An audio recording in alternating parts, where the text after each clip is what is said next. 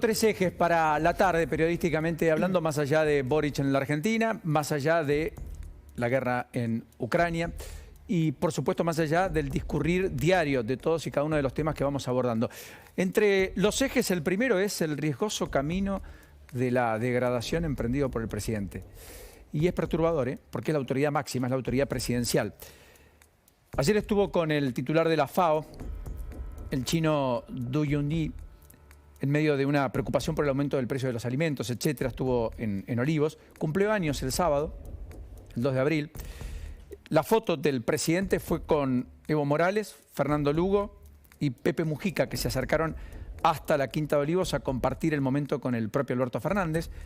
Lula le envió un mensaje, lo felicitó en su cumpleaños. Que puedas cuidar la Argentina, le dijo Lula, en carrera para la elección de Brasil de fin de año. Pero ese mismo día, Alberto Fernández hizo el acto de homenaje a los excombatientes y caídos en Malvinas. Lo hizo en el predio de la ex ESMA. Y allí estuvo con Sergio Massa, allí estuvo con el gabinete. Pero no tuvo la centralidad. La centralidad estuvo en el Senado a las 4 de la tarde, en el acto escindido del acto oficial, aunque oficial del Congreso. Tampoco habitual, un sábado, donde participa Massa y Cristina Fernández de Kirchner, donde, entre otras cosas, la vicepresidenta habla y con la centralidad política de la vicepresidenta genera hechos políticos. Pide cuidar los recursos naturales, dijo que en el mundo no hay ni buenos ni malos, que hay intereses, muy parecido a la tesis Henry-Kissinger. Las naciones no tienen amigos o enemigos, tienen intereses permanentes. No tienen amigos o enemigos permanentes, sino intereses permanentes.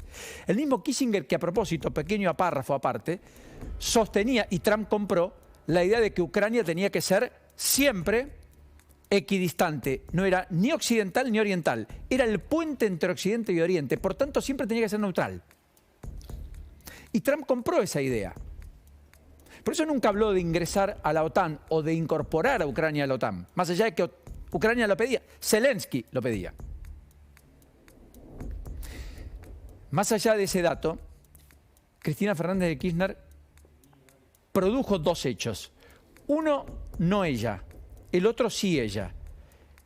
En el primero, el factotum fue Leiva, diputado nacional, excombatiente, que habla y dice esto. Señora presidenta, yo le voy a decir presidenta, no del Senado. Para mí es mi presidenta.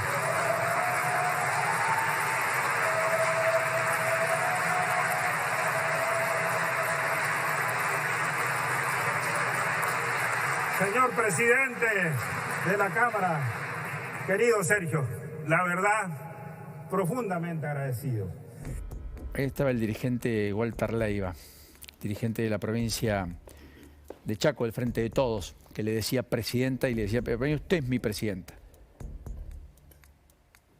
Imagínense si alguien le decía a Gabriela Michetti, usted es mi presidenta, o a Julio Cobos, usted es mi presidente, o qué sé yo, a Daniel Scioli cuando era el compañero de fórmula de Néstor Kirchner, usted es mi presidente. ¿Qué dije? Aldo Leiva, perdón, lo rebauticé, Aldo. Y todo aplaudían, más incómodo, con la sonrisa. Mientras todo esto pasaba, después habló Cristina y profundizó en el tema. Y si no observen, escuchen, miren. Lo vas a leer, me dijiste. Bien. Hoy se lo mandé de regalo al presidente para que después la vocera nos diga que no le regaló nada el cumpleaños, ¿viste? Porque después ya veo el lunes. Miren si será mala la vicepresidenta que ni siquiera le da un regalito al cumpleaños. Así que le mandé el libro, que es muy interesante. Imagínense, es kafkiano, ¿no? Pero es la vicepresidenta que ni siquiera se sacó la foto con Alberto, ni siquiera fue a saludarlo el día de su cumpleaños, no fue a abrazarlo, no le llevó regalo, no estuvo personalmente, se fue a Calafate después del acto. Y que en público lo que dice es lo que esgrime, pegándole a Cerruti, que fue la que explícitamente vociferó desde el oficialismo la ruptura y los llamados del presidente que la vice no contestaba o no respondía. Pero hubo un capítulo adicional de Cristina Fernández de Kirchner. En realidad dos.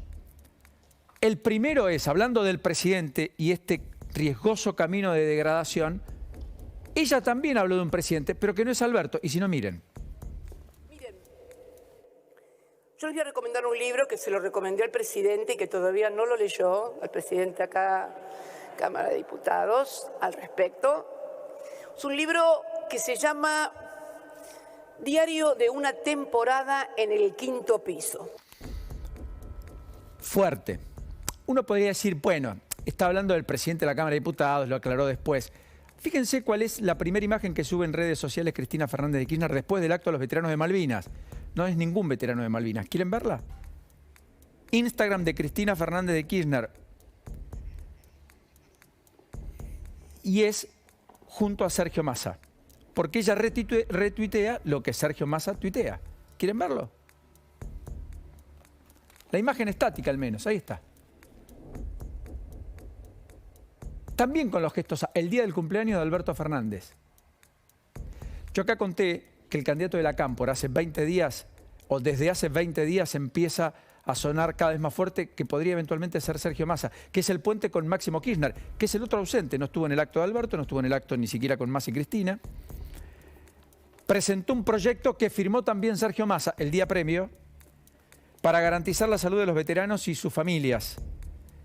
Busca jerarquizar el Programa Nacional del PAMI destinado a garantizar el derecho a la salud de los veteranos de guerra de Malvinas y su grupo familiar. Eso fue la iniciativa de Máximo Kirchner el día previo, con la firma también acompañando de Sergio Massa, que insisto, estuvo con Alberto Fernández en el acto oficial en la ex-ESMA, estuvo en el Congreso, naturalmente era uno de los que organizaba, junto a Cristina Fernández de Kirchner, que hoy no está en la recepción de Boric, y además firmó Massa con Máximo Kirchner este proyecto de reconocimiento adicional a las familias y veteranos de Malvinas. O sea, la centralidad que encuentra Massa en el conflicto Cristina-Alberto, que ya Alberto no sintetiza, lo reinserta en la política. Hasta acá no tiene vuelta atrás con la gente, según las encuestas. Su imagen negativa sigue siendo mucho más alta que la positiva, pero es el garante de los exabruptos, los desmanes, institucionalmente, en este contexto en el que estamos hablando. Por eso digo que la figura a observar y a medir es Alberto Fernández, el presidente. El resto está claro qué partido juega y a dónde van. El otro hito de Cristina Fernández de Kirchner el sábado fue en sí mismo el libro que le regala a Alberto Fernández y que le pide a Massa que lea. Porque es un libro de Juan Carlos Torres que yo recomiendo y mucho. Estuvo acá con Carlos Pagnis, una entrevista formidable hace poco tiempo, y donde él cuenta las vivencias siendo asesor de Juan Vital Zurruil, el segundo y más importante ministro de Raúl Alfonsín en los 80, de todo lo que vivenció en aquel derrotero de decisiones y de un programa económico que a la postre terminó fracasando. Y como ustedes saben, termina gestando la hiper de los 80 y el adelantamiento de las elecciones con la entrega de mando anticipada de Raúl Alfonsín hacia Carlos Menem en julio del 89 y no en diciembre, en elecciones que ya habían sido en el mes de mayo. ¿Ese regalo qué es? ¿Premonitorio? ¿Qué le está diciendo? Léelo porque todo eso puede pasar en medio de los debates respecto a si Argentina va a una hiper o no. Hoy Álvarez Agis, el ex viceministro de Economía de la Nación, segundo de Axel Kicillof, cercano a Cristina Fernández de Kirchner, aunque desconozco si habla o no tanto por estos tiempos, reconoció que Argentina está lejos de la hiper y que incluso tiene que... lejos. Que Argentina no va a una hiper, pero que sí o sí tiene que aumentar tarifas. Que es lo que pide Guzmán, pero que es lo que rechaza Cristina. O a la dura del kirchnerismo, porque dice que eso le pega en la línea de flotación del votante del Frente de Todos, equidistante, que le da el plus para poder eventualmente ser competitivo electoralmente hablando. Bueno, en fin, yo creo que esta imagen es la que hay que cuidar mucho. Ahora, el primero en cuidarse es el propio presidente, en cómo se rodea, en qué hace, qué deja de hacer y cuáles son, por sobre todas las cosas, los factores conducentes de su propia gestión, cuál es su propia impronta, cuál es la identidad que quiere darle a su gobierno. Si es que lo siente como propio, o si es que siente que en realidad está intentando amalgamar lo distinto y viendo cómo transita del mejor modo posible, que son dos cosas diferentes. Segundo elemento del eje del día, la economía de guerra. Y esto es más corto, porque lo vamos a hablar con Eleonora en un ratito. Se vienen una canasta aparentemente de 50 precios congelados, se vienen productos más cerca, se vienen en el albor de lo que tiene que ver con las próximas horas la renovación de precios cuidados, cuántos productos va a haber, cuántos no, cuál va a ser el aumento respecto a los precios cuidados que tienen hoy distintos productos. Parecería ser una especie de arsenal para la guerra bastante usado y no necesariamente eficaz, más bien lo opuesto. Con un Feletti que además dice que no puede hacer finalmente magia, que eso es lo que ha manifestado el propio Roberto Feletti, que ha reconocido que la inflación de marzo va a ser muy alta, se conoce la semana próxima, el 13, el miércoles, en antesala de Semana Santa. El propio Culfas admitió que el número de marzo es malo, ministro de la Producción. Lo concreto es que da la impresión de que la economía en la Argentina entró en una especie de zona de guerra, además, por la escasez, porque hay escasez de energía. Guzmán va a viajar a Brasil a buscar convenios que le permitan traer fluido de Brasil para abastecer a la economía en el invierno. Están rediseñando el contrato con Bolivia, hay que ver cuánto logran mejorar esa oferta. Están tratando de expandir la red troncal de gas para que lo que se produce en Vaca Muerta puede ser inyectado al sistema, porque hoy los caños son los mismos. Ganó Techín, a propósito. Techín va a ser el gasoducto denominado Néstor Kirchner, ese que termina en Saligueló. O sea, Techín, el Roca, va a ser, fue la única oferta, el gasoducto denominado Néstor Kirchner, otrora adversario, a quien le apuntó Kirchner en su momento en vida, como presidente. Y cuando por lo bajo cuestionaba a Labaña, decía que era el hombre de Techín en el gobierno, después de que se pelearon allá por el 2005, cuando Labaña se fue, hablando de la cartelización de la obra pública y mirando a Julio De Vido. Bueno, esa economía de guerra tiene que ver con la escasez y demás. Hoy, por primera vez, de todas maneras, en 16 semanas, el dólar perfora los 200 pesos, termina en 198 en el mercado paralelo, con dólares, encontrado con liquidación, dólar MEP, en torno a los 190. Y el último hito, el último tema, es Rosario. Permítanme las expresiones vinculadas a la guerra. Rosario está convertido en un polvorín y ya no hay manera de ocultarlo. Hubo una brutal ejecución mafiosa donde, a ver, para contextualizar, se cometieron ya 63 asesinatos en lo que va del año. 63 asesinatos. 2/3 partes habrían sido propinados por sicarios, es decir, personas a las cuales les pagan para matar a alguien. Ajustes de cuenta. El último es el más evidente. Lo ataron de pies y manos y le dispararon 8 tiros a Emanuel Sánchez, cadáver que fue hallado, el de él, en un estacionamiento de la zona sur de la ciudad. 26 años. Ocurrió ayer en Lolamore y Lorenzini, en un complejo Fonavi de la zona sur de la ciudad. Asesinato que tiene la marca de la mafia, sin duda. La principal hipótesis de la incipiente investigación es que estaría vinculado al comercio de droga, cuando no. Aparentemente vinculan a Sánchez con la organización narco de René Brujo Ungaro, condenado por venta de estupefacientes y del crimen del ex jefe de la Barra Brava, de Newell's, Roberto Pimpi Caminos, cometido en 2010, y que desató un torbellino de sangre. Lo que aún no está claro es qué rol habría tenido dentro de esa presunta asociación ilícita. Pero a Sánchez lo estaban buscando, a tal punto que hay reportes policiales que dicen que el 26 de marzo balearon su casa, la de Juan Manuel de Rosas al 3900, desde un auto Fiat blanco. Coincide justamente el color con el sospechoso de ser usado para su muerte. La madre denuncia ante la policía que le dieron 8 tiros a su casa después de que ella ingresara. También 8 tiros. No estaba.